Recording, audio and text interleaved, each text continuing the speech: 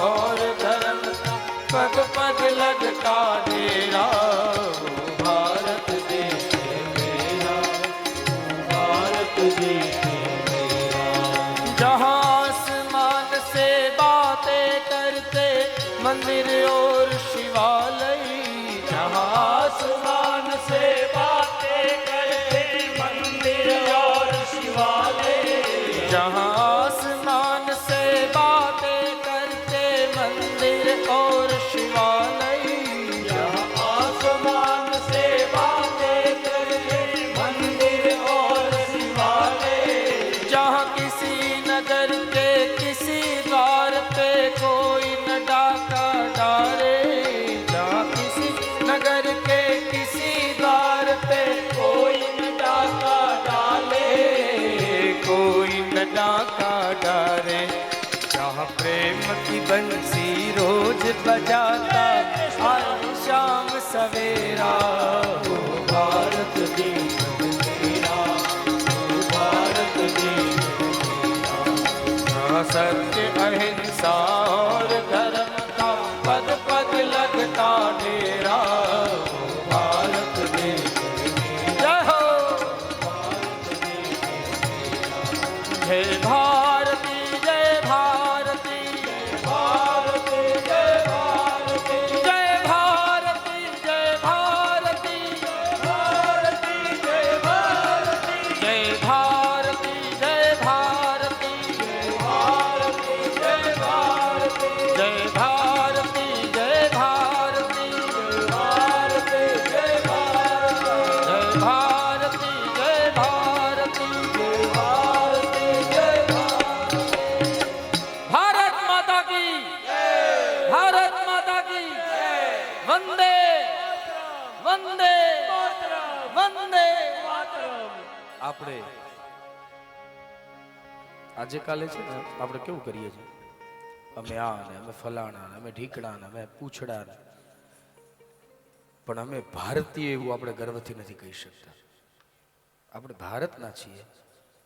અને જ્યારે આવી ધર્મ પીઠિકા ઉપરથી દેશ હિતની વાતો ગવાતી હોય અને એ સમયે આપણને સૌને ગર્વ થવો જોઈએ કે આપણે એ ભારત વર્ષના સંતાનો છીએ. અરે ઘણા સમયના પુણ્યનો ઉદય જ્યારે થયો હોય ને ત્યારે આ ભારત ભૂમિમાં જન્મ મળે છે. ભલે નાનકા એવા ગામડામાં જોઈએ પણ છીએ તો ભારતમાં. ઘણા ઘણા દેશો એવા છે કે ત્યાં સંપત્તિ છે, લક્ષ્મી છે, બધુંય છે, પણ દરરોજ સવારે સૂર્યનારાયણના કિરણો નથી મળતા. ત્યાં સૂર્યનારાયણના કિરણો માટે વાટ જોવી પડે છે. અને આપણે લખ્યું હોય 6:43, ત્યાં તો 6:43 સૂર્ય ઉદિત થઈ ગયા. આ ભારતની આધ્યાત્મિકતા છે. કણ કણમાં ભારત વર્ષ. એ ભારત અને પંચજનીથી 5 સંતાનો થયા, જેને પિતાની કાર્યભાર સંભાળી. ભરતે ચક્રવર્તી સમ્રાટ શાસન કર્યું, અનેક અશ્વમેધાદિ યજ્ઞો કર્યા, પોતાના બળ મહાત્મ્યનું વિસ્તૃતિકરણ કરી, વિસ્તાર કરીને પછી અંત સમયે ભરતજીએ વિચાર કર્યો કે હવે સંન્યાસ આશ્રમ ગ્રહું. ભરતજી સંન્યાસ આશ્રમ સ્વીકારી સંન્યાસ ધારણ કરી અને વનમાં ગયા છે. ગંડકી નદીના કાંઠે આશ્રમ બનાવી, કુલ્હાશ્રમની બાજુમાં પોતાનો આશ્રમ બનાવી અને ત્યાં ભગવાનની આરાધના કરવા લાગ્યા. પણ કહેવાય છે ને કે જ્યાં સુધી તમારું મન સ્થિર નથી થયું ત્યાં સુધી તમે સહેજે મુક્તિને પ્રાપ્ત નથી કરી શકતા. એક દિવસની વાત છે, ભરતજી નદીમાં અડધા ડૂબી અને સૂર્યનારાયણની અર્ઘ્યદાન કરતા હતા. એ સમયે ઘટના કંઈક એવી ઘટી. એક ગર્ભિણી મૃગલી પહેલે પારથી દોડીને આવી રહી હતી. આ બાજુ મધ્યે ભરતજી જળમાં સૂર્યનારાયણને અર્ઘ્યદાન કરતા હતા. મૃગલીને થયું કે મારી પાછળ સિંહ પડ્યો છે, હું છલાંગ લગાવીને પહેલે પાર જતી રહું, સિંહ ત્યાં આવશે નહીં. એને બધુંય બળ ભેગું કરીને છલાંગ લગાવી પહેલી બાજુ. પણ ઘટના વિચારી હતી કંઈક જુદી અને ઘટી કંઈક જુદી. મૃગલી માર્ગમાં જ પ્રસૂતા થઈ. આકાશમાંથી બાળક નદીમાં પડ્યું. પહેલે પાર હરણી પડીને મૃત્યુ પામી. સિંહ ત્યાંથી પાછો વળ્યો અને હરણીનું બચ્ચું તણાતું તણાતું તણાતું ભરતજી પાસે. ભરતજીએ કીધું કે જોયું, આ કાળ કોઈના હાથમાં છે? હમણાં માના પેટમાં આનંદ કરતું હતું, માં કૂદી, બચ્ચું પડ્યું અને માં મરી ગઈ. હવે આની બીજી માં કોણ થશે?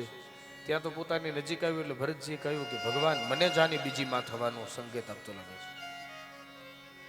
ભરતજી અરણીના બચ્ચાને ઉઠાવ્યું, પોતાના આશ્રમમાં લઈ આવ્યા. આશ્રમમાં નાનું નાનું એ બચ્ચું ચાલે, દોડે, કૂદે, એના માટે કૂણું કૂણું ઘાસ લઈ આવે, કૂણું ઘાસ જમાડે. બીજી તો કોઈ તકલીફ ન થઈ, પણ એક તકલીફ થઈ. શું થયું? હરી હરી હરી હરી હરી હરી કરનારા ભરત હરણ હરણ હરણ હરણ શરૂ થયું. આસક્તિ બદલાઈ, આસક્તિની દિશા ફરી, હરીમાંથી હરણમાં ગઈ. હરણ યુવાન થયું. એક દિવસની વાત છે, જળપાન કરવા ગયું. એ સમયે પોતાના જેવા લાગતા બીજા હરણાના ટોળાને જોયું એટલે વિચાર કર્યો કે આ તો મારી જેવા બધા લાગે છે, મારે આની હારે રહેવું જોઈએ. હરણે ટોળામાં સાથે ભળી નીકળી ગયું. ભરતજી હરણની ચિંતા કરવા લાગ્યા. હરણ પાછું આવ્યું નહીં, ક્યાં ગયું હશે, શું કરતું હશે, એમ ચિંતામાં અને ચિંતામાં ભરતના દિવસો વ્યતીત થવા લાગ્યા. પ્રારબ્ધનું દિવેલ ખૂટ્યું, ભરતનું આયુષ્ય પૂરું થયું, શરીર છૂટ્યું. અંતકાળે આસક્તિ હરણમાં હતી એટલે બીજો જન્મ હરણનો મળ્યો. અંતકાલે યા મતિ સાગતિ, અંતકાળે તમારી જેમાં જેવી મતિ હોય તેવી તમારી ગતિ થાય. એટલા માટે કીધું છે આખું જીવન કદાચ ભગવાનની ભક્તિ થઈ શકી હોય, ન થઈ શકી હોય, પણ જ્યારે મારો ને તમારો અંતકાળ નજીક હોય એ સમયે ભગવાનનું ધ્યાન ધરી લેવું. જેને આખી જિંદગી હાય હાય કર્યું છે ને એના મૃત્યુ સમયે પણ હાય હાય થશે, પણ જેને હરી હરી હરી કર્યું છે એને જીવનના અંતે હરિના સંભાળના થશે. બીજા જન્મમાં હરણ બન્યા.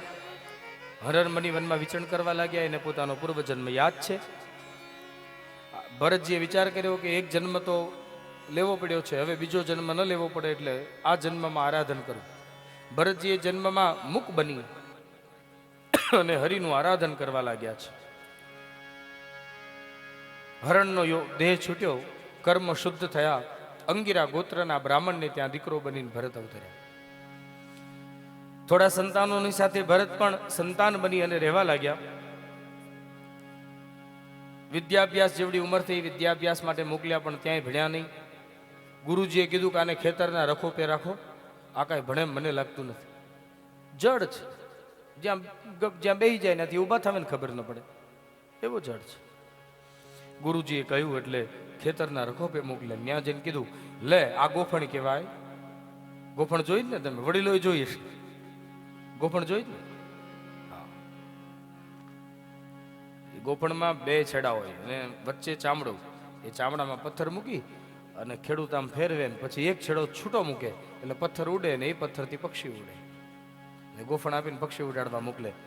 પણ ત્યાં મેળો બનાવ્યો હોય ને મેળા ઉપર જઈને બેસી જાય અને પાક ઊભો હોય અને પક્ષીઓ ચણતા હોય. ભરતજીને બહુ ગમે. હા હા. અને નાનકજી કેમ રામ કી ચડિયા રામ કા ખેત, ખાલો ચડિયા ભરભર પેટ.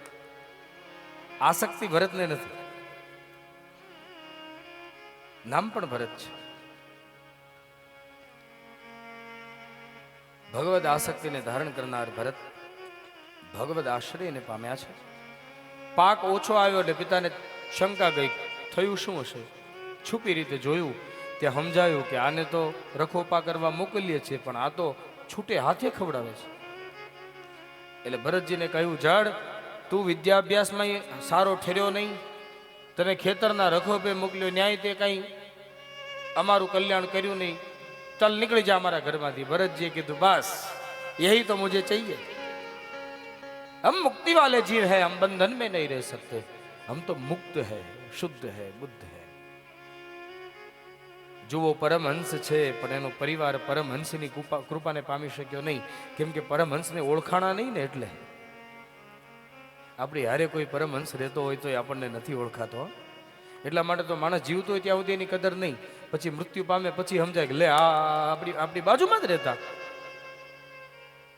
આપણી બાજુમાં જ રહેતા અને આટલા બધા જ્ઞાની, એ તો આપણને કઈ ખબર નહીં. અને ત્રણ પાસેથી તમારે ક્યારેય વખાણની અપેક્ષા નહીં રાખવાની. કોની કોની પાસે?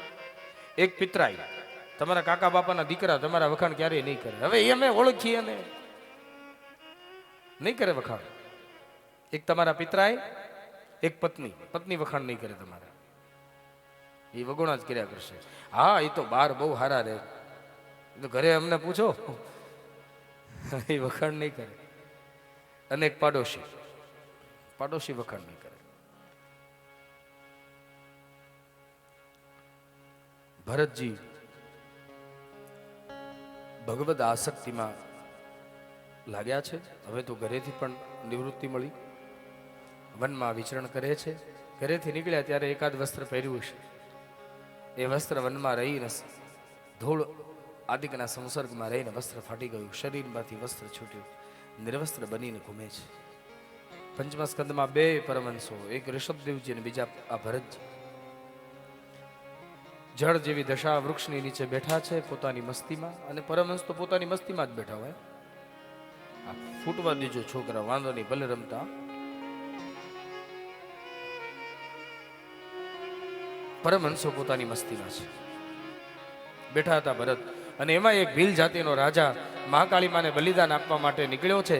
કયું કોઈ 32 લક્ષણો મળે તો બલિદાન આપીએ, આવો હૃદયમાં વિચાર કરી ભરતજી મહારાજ બેઠા હતા. ત્યાં એની નજીક એનું ટોળું આવ્યું અને ભરતને કીધું કે એ ઝાડ શું કરે? તો કે બેઠો. હાલે મારી યારે? તો કે હાલો. ઉભા થઈને ભરતજી ચાલવા માંડ્યા. ગુફામાં મહાકાળી માનું મંદિર હતું, ત્યાં લાવવામાં આવ્યા. ભોજન કરાવ્યું છે, ભોજન કરી તૃપ્ત કરાવ્યા. સારા વસ્ત્ર શરીરમાં પહેરાવ્યા છે, ભોજન કરાવ્યું.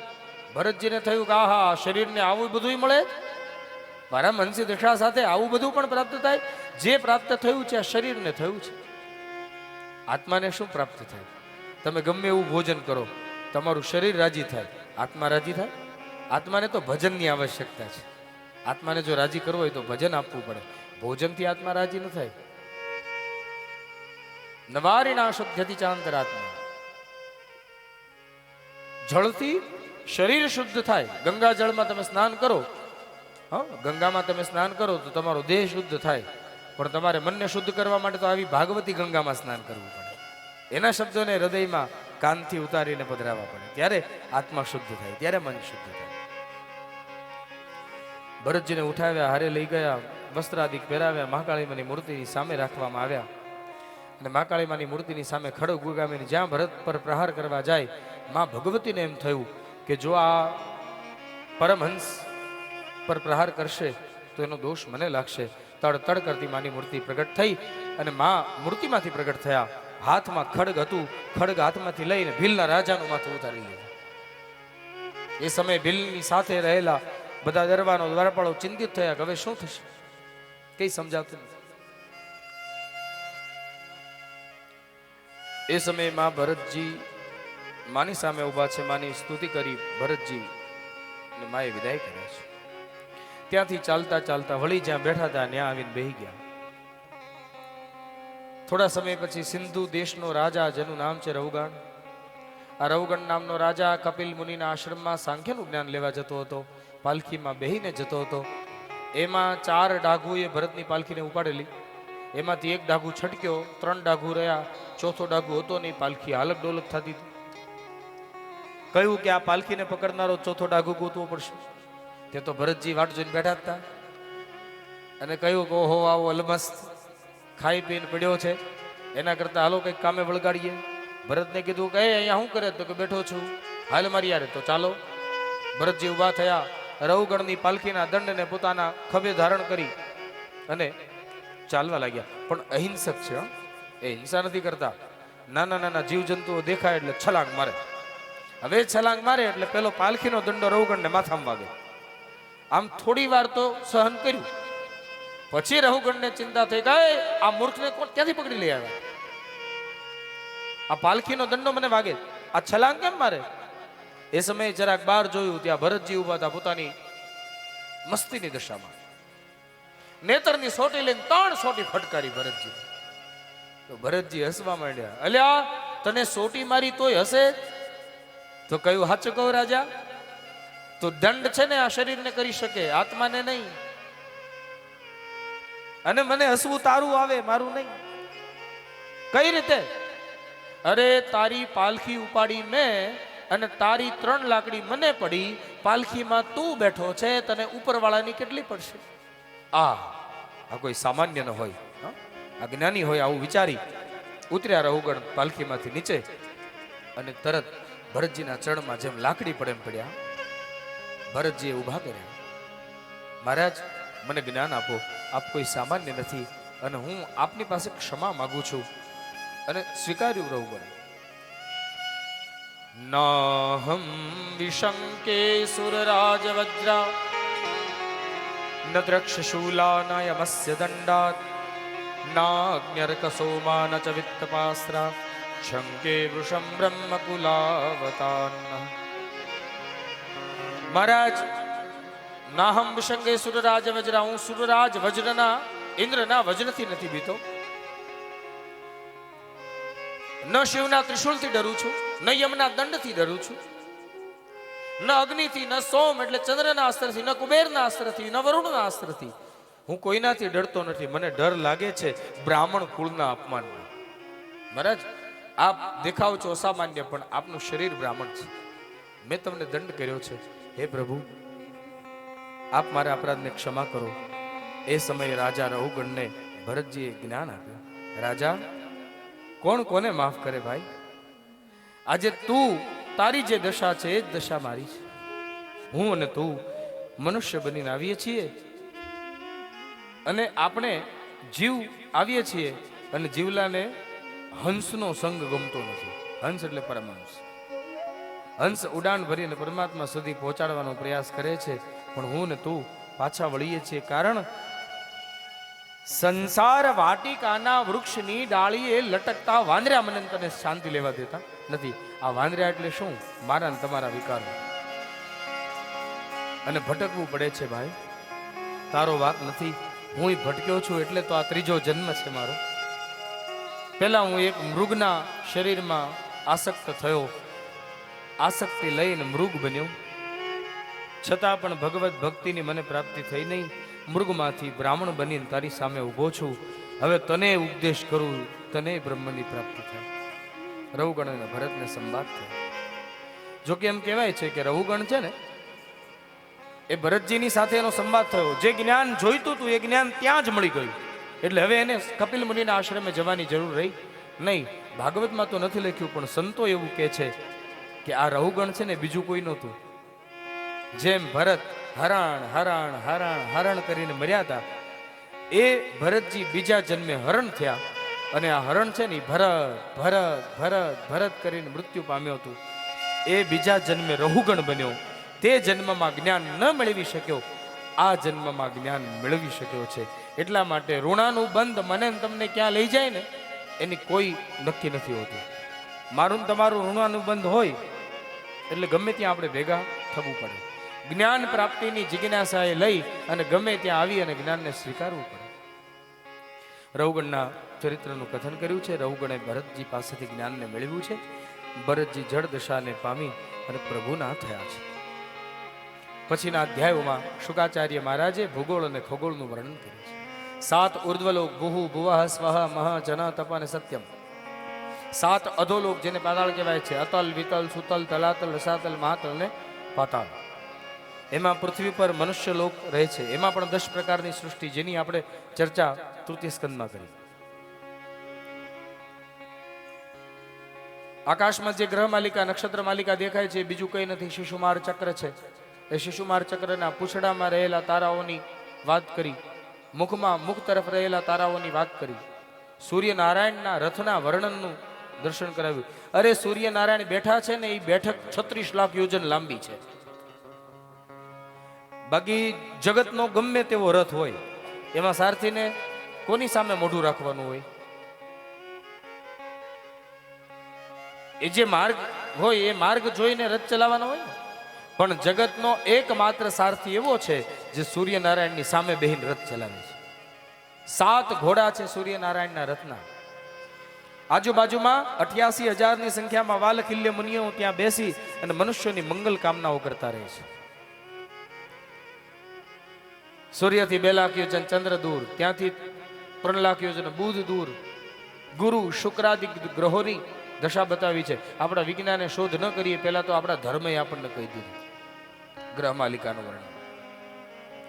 ભારત વર્ષની પણ પવિત્ર નદીઓ, હેમકૂટ, નિષદ, ગિરિદુર્ગ આદિ પર્વતોની પર્વતમાળાઓનું, ગંગા, યમુના, સિંધુ, સરસ્વતી, ગોદાવરી, નર્મદા, રેવા, તાપી, પયોષ્ણી આદિ ભારતની વહેનારી પવિત્ર 42 નદીઓની ચર્ચા કરી છે. ભારત વર્ષના પ્રત્યેક તીર્થોનું કથન કર્યું છે. જે દેખાય છે એ ભૂગોળ અને ખગોળ, પણ આ ભૂગોળ ને ખગોળ છે ને એ છોકરાઓને શાળામાં ભણાવવામાં આવતું ભૂગોળ ખગોળ નથી, પણ અધ્યાત્મ છે. જેને 7મે દિવસે મૃત્યુ પામવાનું છે એને આ ભૂગોળ ખગોળ સમજાવવા બેસે, પણ કહે છે કે રાજા જે દેખાય છે બધું ભગવાનનું જ સ્વરૂપ છે. ભગવાન જ સર્વત્ર અને સર્વદા સર્વમાન્ય વ્યાપ્ત છે.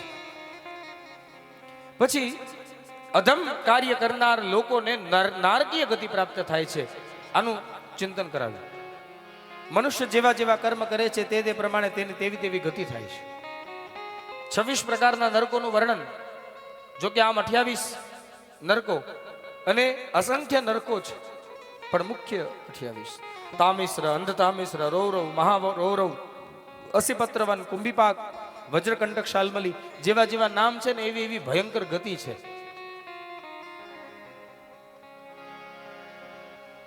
જે મનુષ્ય મારું મારું કરી અને સંપત્તિનો વિભાગ નથી કરતો, સંપત્તિને વહેંચતો નથી, પણ સંપત્તિમાં પોતાનો જ હક કરીને બેસી જાય છે, આવા મનુષ્યને તામિશ્ર નામના નરકમાં ફેંકવામાં આવે છે, જેમાં યમદૂતો એને દંડ કરે છે. અંધ તામિશ્ર એ અંધારીઓ કૂવો છે, ત્યાં પશુઓ દ્વારા એને ચગદાવવું પડે છે, મરવું પડે છે. જે લોકો પોતાના ઉદરની તૃપ્તિ માટે પશુઓને રાંધીને ખાય છે એવા મનુષ્યોને કુંભીપાક નામના નરકમાં ફેંકવામાં આવે છે. તે સમયે કુંભીપાક નામના નરકમાં મનુષ્યની ખાલ ઉતારી એને ઉકળતા તેલમાં તળવામાં આવે છે. જ્યાં સુધી કર્મની ગતિ રહે છે ત્યાં સુધી મનુષ્ય કર્મના ફળ ભોગવવા પડે છે. જે મનુષ્યો પક્ષીઓને લક્ષ્ય બનાવી અને વેધે છે, પશુઓના શિકાર કરે છે, એને લક્ષ્યવેધ નામના નરકમાં ફેંકવામાં આવે છે. ત્યાં યમદૂતો ધગધગતા લોખંડના બાણ દ્વારા લક્ષ્ય કરી અને મારે છે. તપ્ત સુરમી નામની ભૂમિ જે 10,000 યોજન લાંબી અને તાંબાની છે, નીચેથી અગ્નિનો તાપ, ઉપરથી સૂર્યનો તાપ, પાપી પોતાના પાપને યાદ કરતો રહે ત્યાં સુધી એને ગતિનો સામનો કરવો પડે છે, ગતિ ભોગવવી પડે છે. નારકીય ગતિનું જ્યાં વર્ણન સાંભળ્યું ત્યાં તો હતપ્રભ થયા. પરીક્ષિત ડરવા માંડ્યા કે મારું શું થશે, મેં તો ઘણા બધા પાપ કર્યા છે. નરકનું વર્ણન કરી પંચમ સ્કંદના પુષ્પ પ્રભુ ચરણમાં સમર્પિત કરીએ. ષષ્ઠ સ્કંદના 3 પ્રકરણો: ધ્યાન પ્રકરણ, નામ પ્રકરણ, ધ્યાન પ્રકરણ અને અર્ચા પ્રકરણ. આરંભમાં રાજા પરીક્ષિતને નરકની બીક દૂર કરાવવા માટે અજામિલનું આખ્યાન કીધું. રાજા, મનુષ્ય કર્મ કરે પણ એ કર્મ કર્યા પછી જો એને પશ્ચાતાપ થઈ જાય તો એ કર્મનું ફળ એને ભોગવવું પડતું નથી, પણ પશ્ચાતાપ પણ ન કરે અને કર્મ વારંવાર દોહરાવ્યા કરે એવા મનુષ્યએ કર્મનું ફળ ભોગવવું પડે છે. ભગવાન છે ને આપણને એક વખત માફી આપ્યો. જો હાચા હૃદયથી આપણે એના ચરણમાં જઈને પ્રાર્થના કરીએ તો ગંગા મુક્ત કરે એમાં ના નહીં, પણ ગંગા એક જ વખત બંધાયેલા આપણાથી. એક વખત તમે સ્નાન કરો અને તમારા બધા પાપને બાળીને ભસ્મ કરી દે, પણ વારા ઘડીએ પાપ કરીને હાલો ને ગંગા છે જ ને ત્યાં ડૂબકી મારી આવશું એટલે વાત થઈ પૂરી, એમ નથી થતું. ગંગા કહેશે વારે ઘડીએ જો અહીંયા ધક્કો ખાધો પાપ ધોવા તો હું તારા તો પાપ તારાથી જશે નહીં પણ બીજા હશે તારામાં આવી જશે. એક વખત કર્મ કર્યું એનો પશ્ચાતાપ થયો પછી બીજી વખત આપણાથી ભૂલ ન થાય અને ભૂલ ન કરે મનુષ્ય સાચો.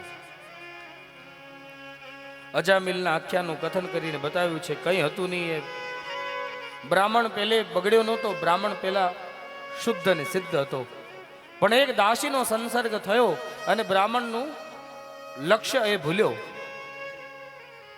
યજ્ઞ યાગાદી કરનારો ચોરી કરતો થયો. બ્રાહ્મણ પત્નીનો ત્યાગ કરી ક્ષુદ્રને પોતાની પત્ની બનાવી રહેવા લાગ્યો. પોતે ઉદ્દંડ બન્યો છે, અધર્મી બન્યો છે, પણ એની પત્ની છે ને એ ધર્મી છે. 9 દીકરાઓ થયા. 10મા બાળકનું એની પત્નીના ઉદરમાં પ્રસ્થાપન હતું. એ સમયે સંતોએ એના ઘેર આવી અને ભોજન લીધું.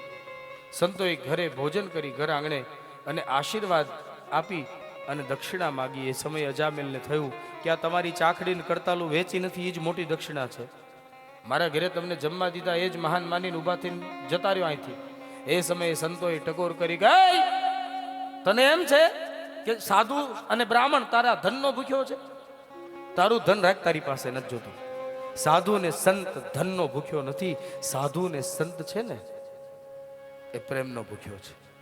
साधु भूखा भाव का, धन का भूखा नहीं, धन का भूखा जो फिरे वो सच्चा साधु नहीं. મારે દક્ષિણા જોઈએ છે ને તું મને દક્ષિણા આપીશ? તો કહ્યું હા આપું. શું જોઈએ છે? તારે કેટલા દીકરા? તો કે 9. તારા સૌથી મોટા દીકરાનું નામ તે જે રાખ્યું હોય, પણ હવે જે દીકરો આવે એનું નામ તું નારાયણ રાખજે. ભલે હું મારા દીકરાનું નામ નારાયણ રાખું, એનાથી તમને શું ફાયદો? સંતોએ કીધું અમને તો થવો હોય તો થાય, ન થવો હોય તો કાંઈ નહીં, પણ એનાથી તને ફાયદો છે. સંતો પોતાના ફાયદા ક્યારે નથી જોતા હોતા, એ સમાજના ફાયદાઓ જોતા હોય છે. ભલે રાખીશ. અને નાસ્તિકો વચન આપે નહીં, આપે તો નિભાવે. 10મો દીકરો થયો, એનું નામ નારાયણ રાખ્યું. પણ ભગવત કૃપાએ એ 10મા દીકરા પ્રત્યે આસક્તિ બહુ એની. તે વારા ઘડીએ નારાયણ અહીંયા આવો, નારાયણ પાણી લાવો, નારાયણ અહીંયા બેસ, નારાયણ જતો એ, નારાયણ નારાયણ નારાયણ નારાયણ નારાયણ નારાયણ થવા માંડ્યું. ભગવાને કીધું છે ભાવથી, કુભાવથી, અનગથી, આળસના કારણે મારું નામ ગમે ત્યારે જીવના મુખમાં આવશે તો એનું 10 દિશાઓમાં મંગલ થશે. નામ જપત મંગલ દિશી દસો. એ નામના પ્રભાવે કરી અજામિલનું અંતિમ જીવન સુધર્યું છે. પથારી વશ પડ્યો, એને પોતાના કર્મોનું સ્મરણ થયું કે મારા દ્વારા ન કરવા યોગ્ય કર્મો થયા, હું બ્રાહ્મણ થઈને બગડ્યો. મારે ન કરવા યોગ્ય કર્મો મેં કર્યા છે, એનું ફળ હવે મારે ભોગવવું પડશે. અંતિમ સમય નજીક આવ્યો, મૃત્યુની તૈયારી થઈ. એ સમયે અજામિલને એમ થયું કે જે કંઈ સંપત્તિ હતી એ સંપત્તિ તો મેં વેડફી, આ અનિતિનું ભેગું કર્યું છે એ મારા દીકરાઓ વાપરી રહ્યા છે, પણ હું મારો નાનો દીકરો છે ને એને હું અનિતિના માર્ગેથી નીતિના માર્ગે વાળું. એકને સુધારતો જઈશ ને તોય એનું કલ્યાણ થઈ જશે. આવો વિચાર કરી નારાયણ નારાયણ નારાયણ નારાયણ કરવા લાગ્યો. એના દીકરાને તો આવતા મોડું થયું. એ પેલા ભગવાનના પાર્ષદો આવી ત્યાં ઉભા રહી ગયા. યમના દૂતો લેવા આવ્યા હતા, પણ ભગવાનના પાર્ષદોએ કીધું કે રહેવા દો, તમે આના અધિકારી નથી. તો કહ્યું પણ આ પાપી છે. અરે ગમે તે હોય, પણ એને અંત સમયે ભગવાનનું નામ લીધું છે, એ નરકગામી નથી. અમારી સાથે વૈકુંઠનો અધિકારી છે. ભગવાનના પાર્ષદોએ યમદૂતો પાસેથી અજામિલને છોડાવી અને અજામિલને યોગ્ય ગતિ અપાવી છે ભગવાન નારાયણના ધામે.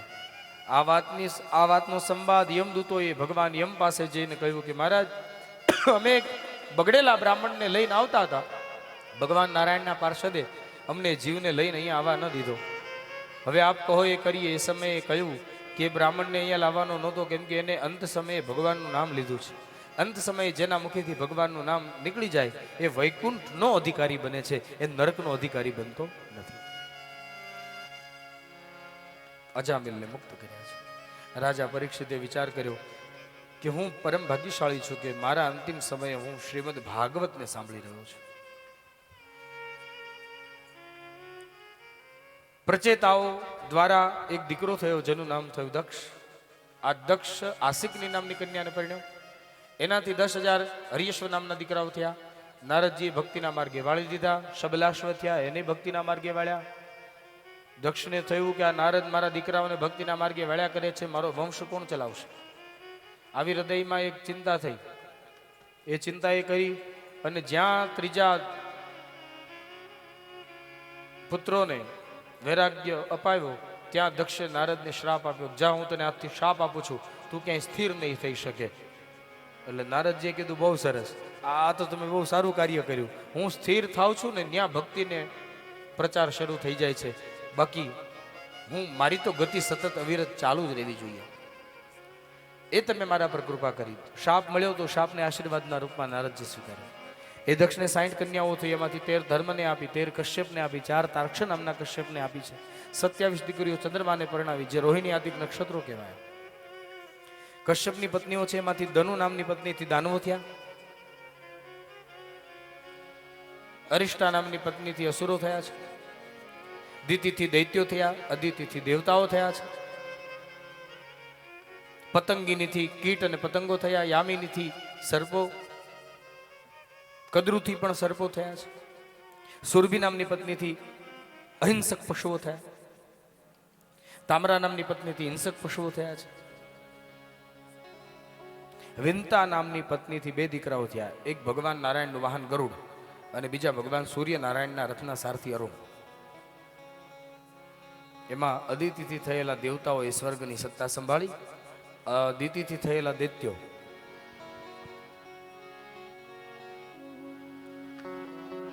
હવે એક બીજી શંકાને દૂર કરી દો. આજ આપણે દેવતાઓ કેટલા માનીએ છીએ? કેટલા દેવતાઓ છે આપણા ભારત સંસ્કૃતિમાં? 33 કરોડ. 33 કરોડ જેટલા. હા, 33 કરોડ કે છે. આંગળી ઊંચી કરો.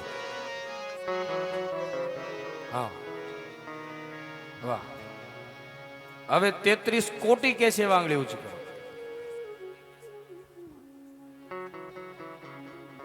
મહારાજ પરીક્ષા શરૂ કરી. હું નાના સત્ય તરફ તમને લઈ જાઉં છું. હવે બરોબર યાદ રાખજો, આપણા સનાતન સંસ્કૃતિના 33 કોટી એટલે પ્રકારના દેવતાઓ છે. 33 કરોડની સંખ્યા નથી. જો 33 કયા એ તમને કહું. 12 આદિત્ય ગણજો. 12 આદિત્ય અને 8 વસુ. 12 ને 8, 12 ને 8 20. 12 આદિત્ય, 8 વસુઓ, 2 અશ્વિની કુમારો, 22. કેટલા થયા? અને 11 રુદ્રો. કેટલા થયા? હજી એક વાર કેટલા થયા?